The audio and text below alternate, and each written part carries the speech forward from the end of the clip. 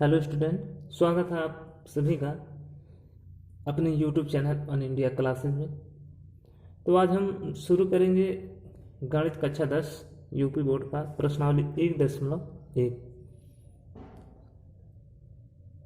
सवाल हम शुरू करने से पहले हाई स्कूल के एक वीडियो मैंने सब कुछ जो प्राकृतिक संख्या, सम संख्या और सब संख्या होती हैं वास्तविक संख्या के बारे में बता दिया है। आज चलते हैं प्रश्नावली का सवाल हल करेंगे। पहला सवाल दिया है 135 और 225। इसमें कहा क्या, इसको हम पढ़ लेते हैं पहले। निम्नलिखित संख्याओं का HCF ज्ञात करने के लिए यूक्लिड विभाजन एल्गोरिथम का प्रयोग कीजिए। मतलब 135 और 225 का HCF निकालने के लिए यूक्लिड विभाजन एल्गोरिथम का प्रयोग करके निकालना है। HCF तो हम लोग निकालना पहले पिछली कक्षाओं में पढ़ चुके हैं दूसरी तरीके से, लेकिन इस हाई स्कूल में जब हम पहुंचेंगे तो इसमें कहा है यूक्लिड विभाजन द्वारा। तो हम देखते हैं सवाल कैसे लगाएंगे, ध्यान से पढ़ेंगे। 135 और 225। अब यहाँ देखना है, सवाल को हम हल करेंगे। यहाँ लिखेंगे स्टेप 1, चाहे हम स्टेप लिखें या चरण लिखें। स्टेप 1 में हमारा क्या होगा, स्टेप 1। यहाँ बड़ी संख्या कौन है, बड़ी संख्या हम लिख लेंगे 225 बराबर 135 लिख देंगे। अब यहाँ देखें, इधर हम लिख लेते हैं, इधर हम रफ जोन बना लेते हैं, इधर चिन्ह खींच देंगे और इधर हम रफली कार्य करेंगे और इधर असली कार्य। पेपर में भी आप ऐसे चिन्ह खींच के यहाँ रफ कार्य कर सकते हैं, तो एग्जामिनर चेक करने वाला समझेगा हाँ लड़का अपने मन से लगाया है और यही सामने रफ कार्य किया है। तो देखते हैं हम 135 से छोटी संख्या से भाग देंगे बड़ी संख्या, 135 से भाग देंगे 225 में। तो 135 से जब हम भाग देंगे 225 में तो कितनी बार जाएगा, एक बार जाएगा। 135 यहाँ लिखेंगे, 5 में से 5 घटाएंगे 0, 2 में से 3 जाएगा नहीं, तब हम यहाँ से एक कैरी यानी उधार लेंगे, ये हो जाएगा 12, 12 में से 3 गया 9, यहाँ 1 में से 1 गया कुछ नहीं, यहाँ 90 में 4। तो हम क्या करेंगे, 135 गुणे 1, जो बीच वाली संख्या होती है इसको हम लाने के लिए क्या करते हैं, इसका गुणा करते हैं इसमें और शेषफल को जोड़ देते हैं। तो 135 गुणे 135 गुणे 1 प्लस 90। क्या हुआ, हमारा पूरा पूरा भाग अभी नहीं कटा है। हम स्टेप सेकंड लिखेंगे। स्टेप सेकंड में क्या होता है, अब हम इस 90 को यही 90 से भाग देंगे किसमें, 135 में। 90 से किस में भाग देंगे, 135 में। तो हम यहाँ स्टेप सेकंड में कितना लिखेंगे, 135, क्योंकि अब कि हम 135 में भाग दे रहे हैं।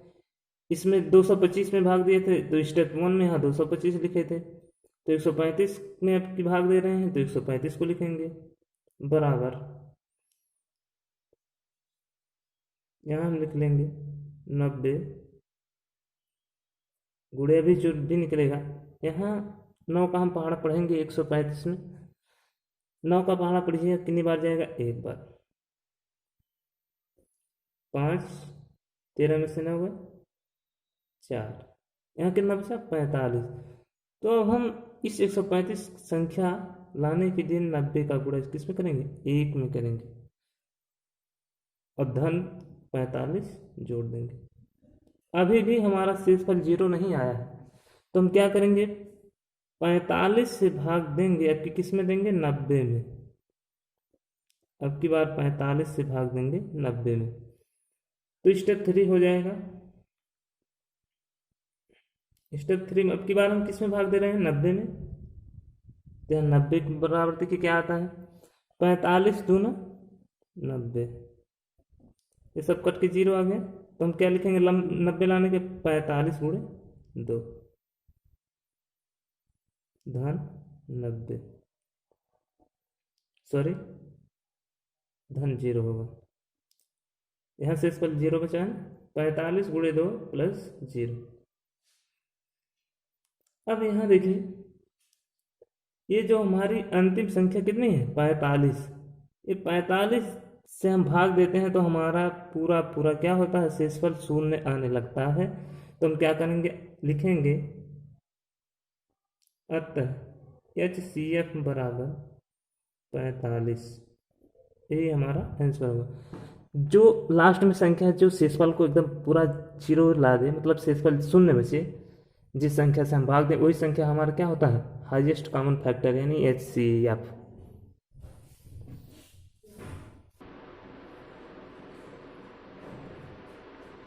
तो अगला क्वेश्चन, हम दूसरे क्वेश्चन की तरफ बढ़ते हैं। दूसरा क्वेश्चन क्या कहा है, 196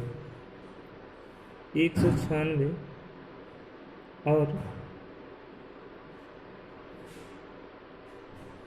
38,220।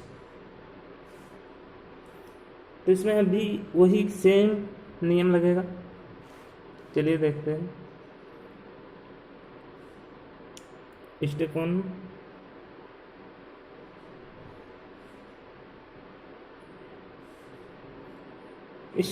हम सबसे बड़ी संख्या कौन है, 38,220 बराबर,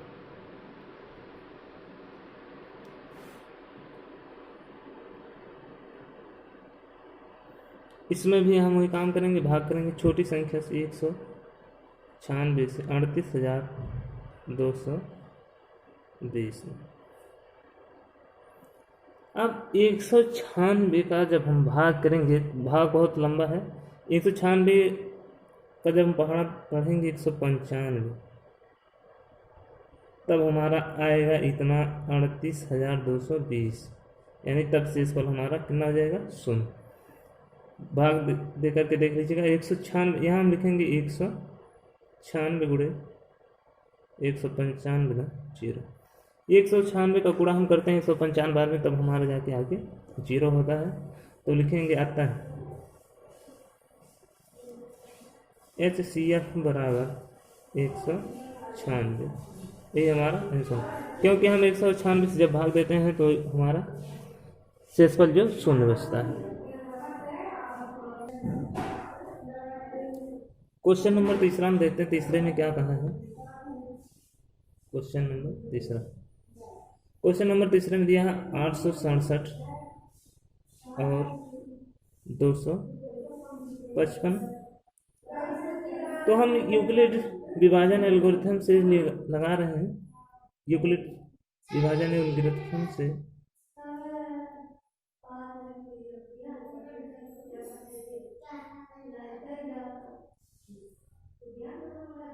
यूक्लिड विभाजन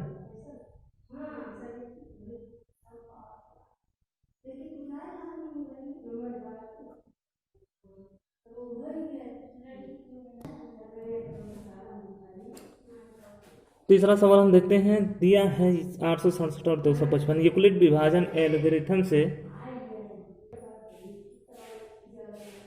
इसके द्वारा जब हम लगा रहे हैं स्टेप 1, यहाँ हम हल करते हैं।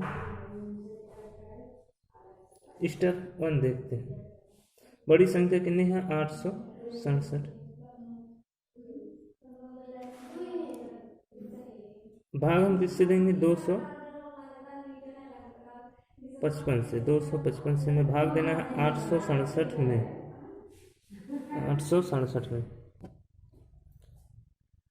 तो इस सवाल में हमको 255 से भाग देना है 867 में। 255 का हम जब 3 बार ले जाएंगे तो हमको कितना मिलेगा 765, 765। अब 7 में से 5 गया 0, 2, 6 में से 6 गया 0, 8 में से 7 गया 1, हमारा यहाँ कितना बचा 102। अब हम 255 गुणे कितना करेंगे 3, 255 गुणे 3 प्लस में क्या लिखेंगे शेषफल 102। ये हमारा हो गया स्टेप 1। अभी शेषफल 0 आया नहीं, तो हम लिखेंगे स्टेप सेकंड। स्टेप सेकंड में अब कितना है, 255 लिखेंगे, क्योंकि अब हम 255 में भाग देंगे 102 से। अब हम 255 में भाग देंगे 102 से। 102 कितनी बार ले जाएंगे कि हम 255 कट जाएगा। 102 को हम 2 बार ले जाएं, 2 ही बार जाएगा, 3 बार जाएंगे तो अधिक हो जाएगा। कितना हो जाएगा, 204। 5 में से 4 गया 1, 5 में से 0 गया 2, में से 2 गया कुछ नहीं। अब हम यहाँ लिखेंगे 102 गुणे 2, 102 गुणे 2 धन शेषफल यहाँ कितना बचा है 51। इस 51 को हम यहाँ लिख देंगे। अभी भी हमारा शेषफल 0 नहीं आया है, तो हम लगाएंगे स्टेप 3। जब तक हमारा शेषफल 0 नहीं आता तब तक हम स्टेप बढ़ाते जाएंगे। अब की बार भाग देंगे 51 से किस में, 102 में, तो हम यहाँ लिखेंगे 102। अब हम 102 में भाग देंगे किससे, 51 से, बची वही शेषफल से। 51 दूना 102, हमारा सब घट के क्या, 102 में से 102 घटाएंगे 0 आ गया। अब हम यहाँ लिखेंगे 51 गुणे 2, शेषफल हमारा कितना है 0। 51 से जब हम 102 में भाग दें तो ऐसी हमारी संख्या 51 है जो शेषफल को 0 लाए। तो लिखेंगे अतः HCF बराबर 51। यही हमारा क्या है, हाईएस्ट कॉमन फैक्टर है। यूक्लिड विभाजन एल्गोरिथम से हम इसी प्रकार से निकालते हैं HCF। चलिए बढ़ते हैं अगले सवाल की तरफ। सवाल ये पहले का तीसरा खत्म हुआ, दूसरा सवाल शुरू करते हैं। Question number 2। क्वेश्चन नंबर 2 में क्या दिया है, इसको पहले हम प्रश्न इसका पढ़ लेते हैं। दर्शाइए कि कोई भी धनात्मक विषम पूर्णांक 6q+1 या 6q+3 या 6q+5 के रूप में होता है जहाँ q कोई पूर्णांक है। इसका हम हल मान लें, हल लिखें, यहाँ लिखे माना कि भाज्य बराबर a, भाज्य को हम a मान ले, भागफल को, भाजक को 6 मान ले, भागफल q मान ले तथा शेषफल r मान ले। यहाँ एक बात और हम बताना चाहते हैं, जो संख्या होती है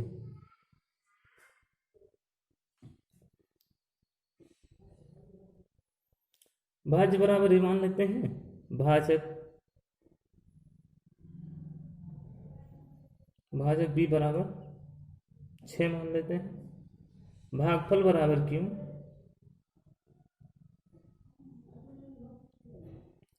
शेषफल बराबर r।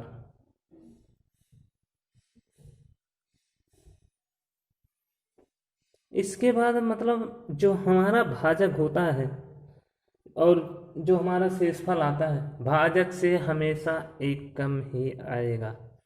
जैसे मान लें हम कोई संख्या 6 से हम किसी संख्या में भाग दें, एनीवन कोई भी संख्या हो,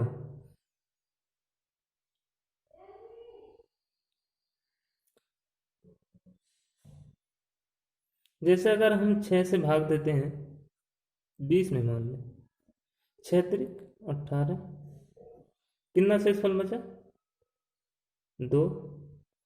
6 से हम 19 में भाग देते हैं, 6 त्रिक 18, शेषफल कितना बचा 1। 6 से किसी भी संख्या में मान लीजिए हम 26 में भाग देते हैं, 6 चौक 24, शेषफल बचा 2। हम 6 से यानी अपने भाजक से किसी भी संख्या में जब भाग करते हैं तो हमारा शेषफल उस संख्या से एक कम ही आता है। मतलब शेषफल 0 आएगा, या तो 1 आएगा, या तो 2 आएगा, या तो 3, या तो 4, या तो 5। यानी हमारी जो भाजक 6 है तो उससे कम ही एक संख्या आएगी 5। क्योंकि अगर उस संख्या बराबर आएगी तो पूरा पूरा कट जाएगी, इसीलिए जो शेषफल आता है उस संख्या से कम ही आता है।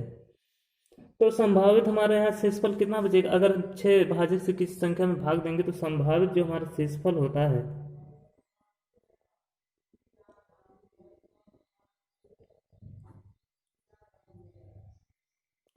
संभावित शेषफल हमारा या तो 0 होता, या तो 1, या तो 2, या तो 3, या तो 4, या तो 5।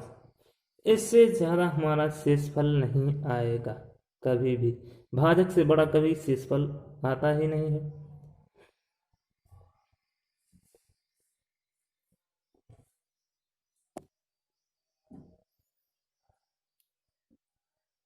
यहाँ हम एक बार लिख लें, भाजक भाजक b है और भाज्य जो है a है, भागफल q है, शेषफल हमारा r है। तो सूत्र क्या बनता है? भाज्य बराबर, यानी भाज्य a बराबर भाजक गुणे भागफल, भाजक गुणे भागफल b q, भाजक गुणे भागफल धन शेषफल, शेषफल कितना है हमारा? r है। तो हम यहाँ लिखेंगे अतः a बराबर बी क्यू धन आर। तो हमारा भाजक दिया, भाजक 6 दिया हमारा, 6 लिख लेंगे, 6 क्यों धन आर। हम शेषफल हमारा या तो 0, या तो 1, या तो 2, या तो 3, या तो 4। तो हम एक एक बार शेषफल लिख देंगे। इसमें हो गया शेषफल a1, इसे हम a1 मान लेंगे। a2 बराबर, अब 6 से हम किसी संख्या में भाग देंगे तो हमारा शेषफल 1 भी तो बच सकता है, इसलिए हम 1 लिख देंगे। a3 बराबर, फिर 6 से अगर हम किसी संख्या में भाग देते हैं तो हमारा शेषफल 2 भी बच सकता है। a4 बराबर 6q + 3। a5 बराबर 6q धन 4।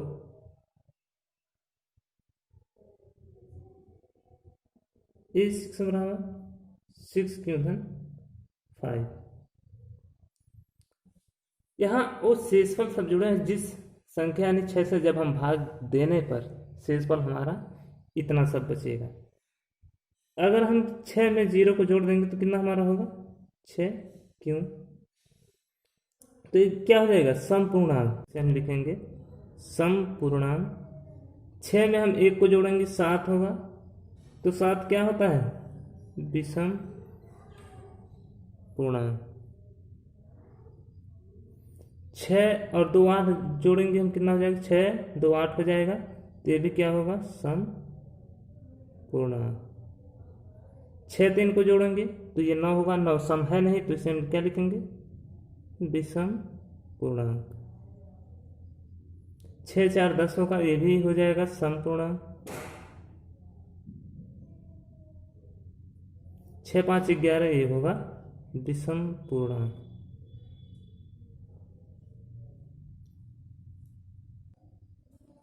अतः धनात्मक, ये हम लिखेंगे नीचे,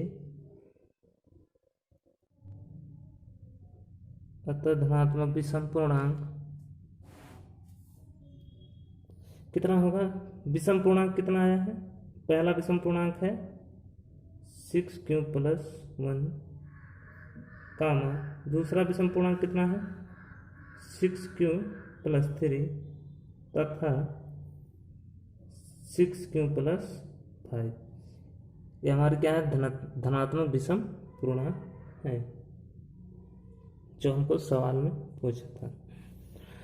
तो आशा करते हैं छात्रों आपको समझ में आया होगा। अगर सवाल समझ में आ रहा है तो लाइक और सब्सक्राइब करते रहिए। बढ़ते हैं अगले सवाल की तरफ। Question number 3। क्वेश्चन नंबर 3 में क्या कहा है?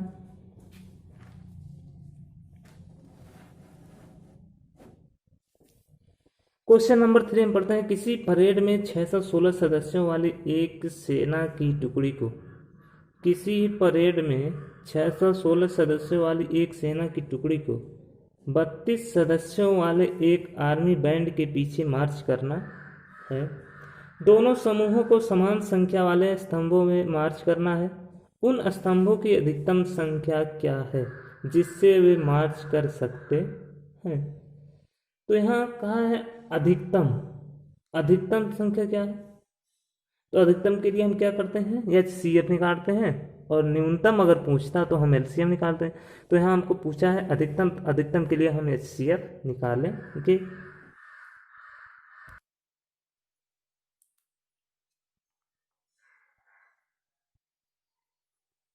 यहाँ हम निकालेंगे HCF किसका, 616 और 32 का। तो यहाँ यूक्लिड विभाजन एल्गोरिथम प्रयोग से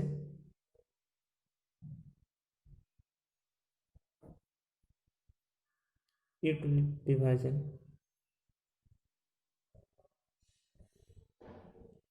एल्गोरिथम प्रयोग से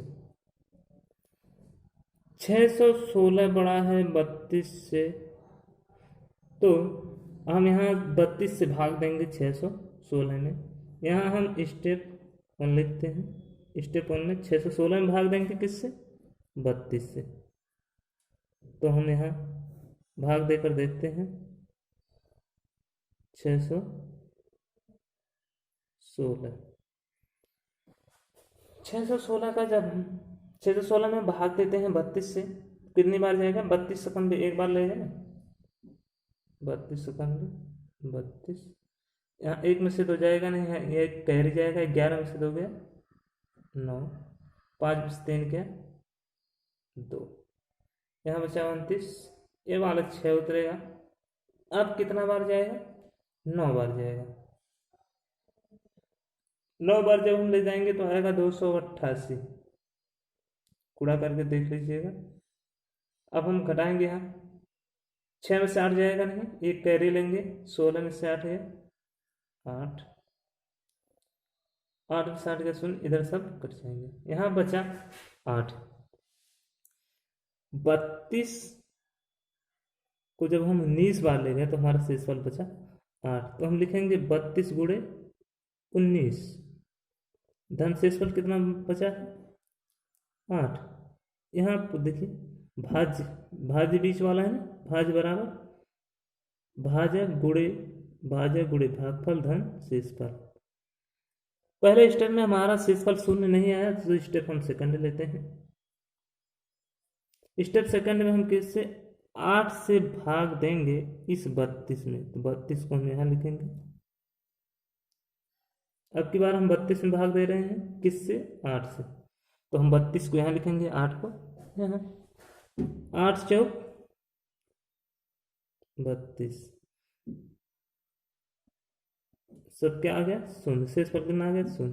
8 को हम कितनी बार ले गए हैं, 4 बार, तब हमारा शेषफल कितना आया 0। अब हम 8 से जब भाग देते हैं तो हमारा शेषफल 0 आ जाता है, इसलिए हमारा HCF क्या होगा, 8 होगा।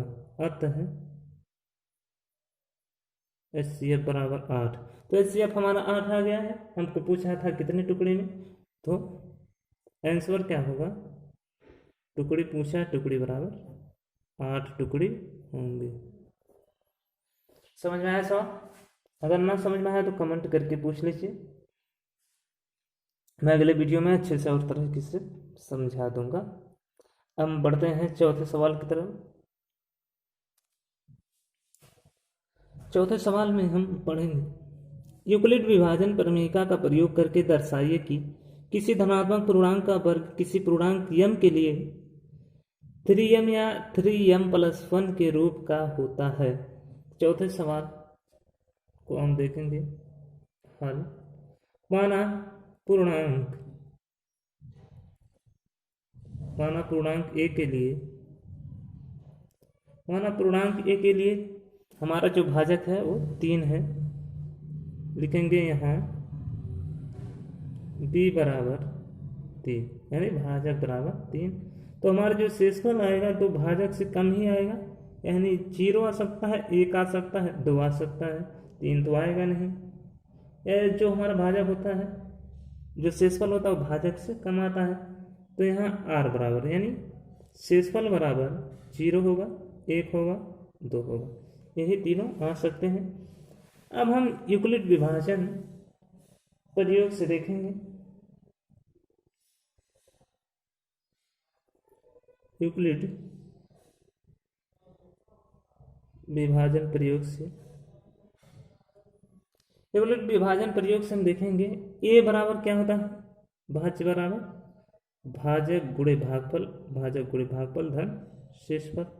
शेषफल हमारा इसमें हम क्या लेंगे, भाजक हमारा दिया है 3, क्यों यहाँ 3m होगा, सवाल हमको हमें m दिया है तो हम m लिखेंगे, धन शेषफल 0 मानेंगे, तो ये शून्य हो गया। अब यहाँ a बराबर 3m शून्य हट गया। अब इसका हम क्या करें, वर्ग कर दें, वर्ग करने पर इधर का हो जाएगा a स्क्वायर, इधर 3m का होल स्क्वायर, a स्क्वायर बराबर 9m स्क्वायर। तो यहाँ a स्क्वायर बराबर हमारा 3, 9 में से 3 कॉमन हो जाएगा, कितना बचेगा 3m स्क्वायर। यहाँ हम मान लें, माना 3m स्क्वायर बराबर m, तो हमारा क्या हो जाएगा, a स्क्वायर बराबर 3m, ये हो गया। अब हम केस सेकंड देखेंगे, यहाँ r बराबर 0 था, r बराबर यहाँ हम 0 रखते हैं, तो ये हमारा केस 1 हो गया।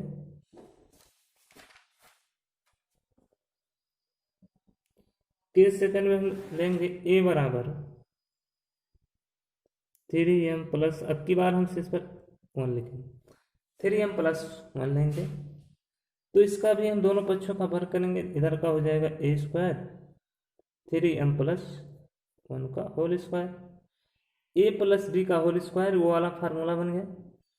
तो इसको हम क्या करेंगे, a स्क्वायर यानी 3m का स्क्वायर प्लस b स्क्वायर यानी 1 का square plus 2ab, 2a 3m, b कितना है 1 है,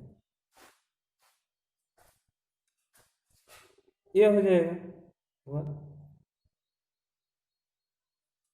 प्लस 2 3 6 m, a 1 का स्क्वायर इधर हम लिख देते हैं 1, यहाँ से 3 अगर हम कॉमन ले, यहाँ बचेगा 3m स्क्वायर प्लस 2m धन 1।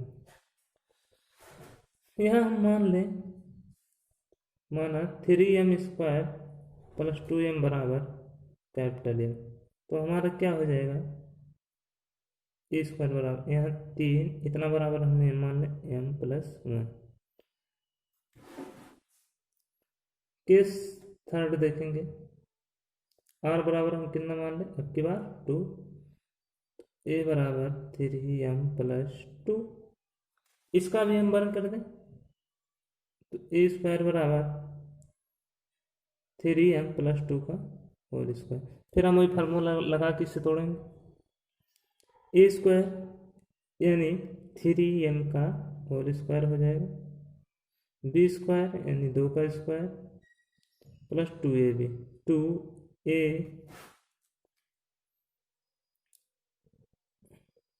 b कितना दिया 2, 3m यानी 9m स्क्वायर, 3 दूनी 6 दूनी 12 m, 2 का 4, इसे हम इधर लिख देते हैं, क्योंकि m को इधर कर लेते हैं, इसको लास्ट में लिख देते हैं। तो यहाँ से हम कितना कॉमन लें, 3, यहाँ बचेगा 3 3 का 9 m प्लस 3 4 12 प्लस, यहाँ हम 4 को 3 प्लस 1 लिख दें तो 3 कॉमन हो जाएगा, यहाँ बचेगा 1 और 1 प्लस यहाँ रहेगा। अब हम इस पूरे को m मान लें, तो हमारा क्या बचेगा 3m प्लस 1, ये हमको क्या करना था, धनात्मक पूर्णांक दर्शाना था। ठीक है, तो आशा करते हैं दोस्तों समझ में आया होगा सवाल। अगर ना समझ में आया हो तो एक बार कमेंट करिए मैं पुनः सवाल का रिवीजन करवा दूंगा।